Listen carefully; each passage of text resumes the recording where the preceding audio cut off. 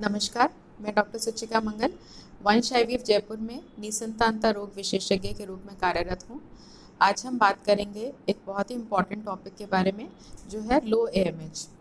तो सबसे पहले आइए जानते हैं एएमएच क्या होता है। एएमएच यानी एंटी मुलेरियन हार्मोन, ये एक ब्लड टेस्ट है जो कि हमें हमारे अंडों की गुणवत्ता और अंडों के नंबर के बारे में बताता है।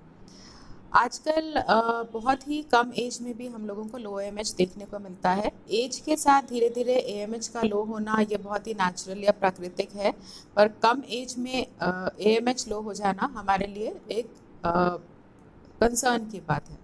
तो अब जो पेशेंट्स के सवाल जो रहते हैं हमसे वो ये रहता है कि क्या एएमएच को बढ़ा देने के लिए भी कोई थेरेपीज़ हैं या कोई ट्रीटमेंट्स हैं। तो एएमएच को बढ़ाने के लिए जब आप लोग आगे ट्रीटमेंट के लिए बहुत ज़्यादा विलिंग नहीं हैं, आईवीएफ पर नहीं जाना चाहते हैं, तो एएमएच को इम्प्रूव करने के लिए हम कुछ मेडिकेशंस भी प्लान करते हैं या कुछ थेरेपीज़ देते हैं, जैसे कि ओवेरियन पीआरपी। पर ये जानना बहुत ज़्यादा ज़रूरी है कि लो एएमएच का ट्रीटमेंट करना या लो एएमएच के ट्रीटमेंट के लिए टाइम को वेस्ट करना बहुत ज़्यादा सही नहीं है। बेस्ट यही है कि हम राइट टाइम पर राइट ट्रीटमेंट करें, क्योंकि ये सब जो भी थेरेपीज़ हैं, ओवेरियन पीआरपी या रिजर्व को इंक्रीज़ करने के लिए जो मेडिकेशंस हैं, ये सब एक्सपेरिमेंटल फेज़ में हैं। अब नेक्स्ट क्वेश्चन जो पेशेंट्स हम लोगों से जानना चाहते हैं वो ये है कि क्या लो एएमएच के साथ में एक हेल्दी प्रेगनेंसी प्लान करना पॉसिबल है। जी हाँ, हेल्दी प्रेगनेंसी लो एएमएच के साथ बिल्कुल प्लान की जा सकती है। एएमएच की कुछ कैटेगरीज होती हैं। माइल्डली लो एएमएच यानी कि जहाँ 1 से 1 to 1.5 के बीच में एएमएच आ रहा है हमारा, वहाँ पर अगर कपल ने बहुत ज़्यादा ट्राई नहीं किया है और सब पैरामीटर्स ठीक आ रहे हैं, हस्बैंड के स्पर्म्स, वाइफ के ट्यूब सब ठीक आ रहे हैं, तो हम 3 से 4 महीने के लिए नेचुरल ट्रीटमेंट्स विद मॉनिटरिंग भी प्लान कर सकते हैं।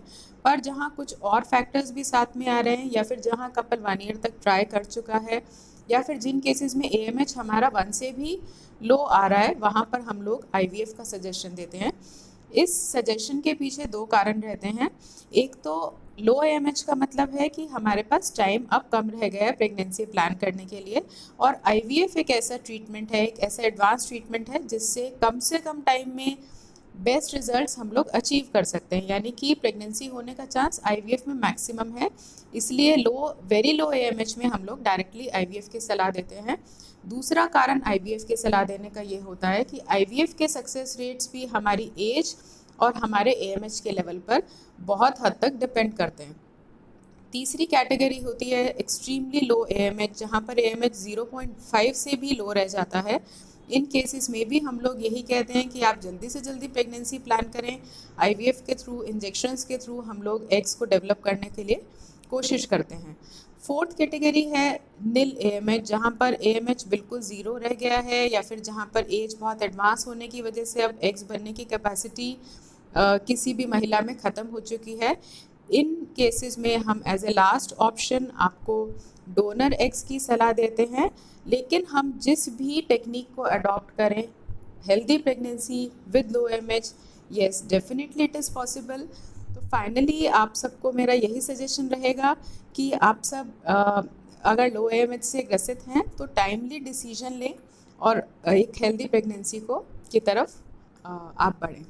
धन्यवाद।